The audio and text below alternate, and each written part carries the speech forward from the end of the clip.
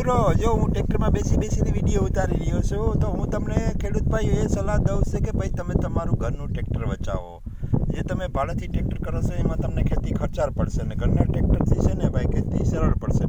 હું તમને એક ઉદાહરણ આપું છું કે જો અમારા 30 વીઘામાં છે ને 80 ભર થાય, બરાબર, 80 થી 90 100 ભર થાય, તો 100 ભરના આપણે 60 રૂપિયા લખીએ ગણીએ તો 6000 રૂપિયા થાય.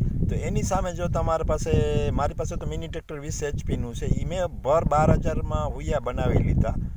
એ 3 વર્ષ સુધી મેં 3 વર્ષ પહેલાં બનાવેલા છે, 12000 રૂપિયામાં થયા હતા.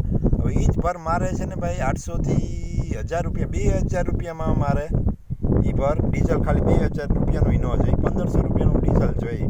હવે જો 100 ભર હોય તો 6000 રૂપિયા થાય, 5 એટલે કેટલા રૂપિયા થયા? 1500 રૂપિયા કાઢીએ એટલે 3500 નહીં પણ 4500 રૂપિયાની બચત થાય. એવી જ રીતે આપણે જે વાવેતર કરીએ છીએ ત્યારે 350 રૂપિયા હોય મજૂરી, અને એ મજૂરી છે એ આપણે વાવેતર ટ્રેક્ટરથી આપણે 350થી 400 રૂપિયા દેવા પડશે. એ જ વસ્તુ જો મારે 30 વીઘાનું હોય તો મારે 11થી 12000 રૂપિયાનો ખર્ચો થાય છે. એની સામે એ જ વસ્તુ છે મારે ખાલી 2000થી 3000ના ડીઝલમાં એ પતી જાય છે.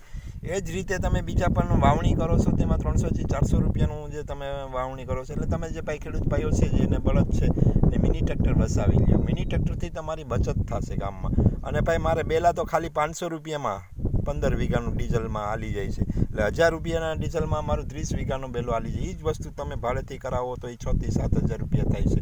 એટલે અમે ખેડૂત ભાઈઓ અમે તમને સલાહ આપીએ છીએ કે તો જો તમારી પાસે પૈસાની કેપેસિટી હોય તો ઘરનું ટ્રેક્ટર બચાવો. ઘરના ટ્રેક્ટર બચાવવાથી તમારો સમયની બચત થશે, તમારું જે કામ ટાઈમે થશે. અમુક કામ એવું હોય કે દિવસના નહીં થાય તો રાતના, જેમ કે વરસાદની આગાહી હોય ને આપણે માડ માખવાનું બાકી તો રાતે પણ તમે માડ, તમારું ખુદનું ટ્રેક્ટર હોય તો માડવા આંકવા આવી શકે છે. જે બીજાનું ટ્રેક્ટર હોય છે એ આવે તો તમારું કામ થાય, તો તમે તમારું ખુદનું કામ રાત્રે પણ કરાવી શકો તેમ છે. એ મેં અનુભવ કરેલો છે.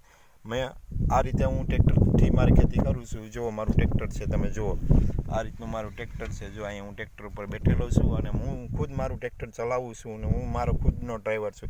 બધા કામ મને ખુદ આવડે છે.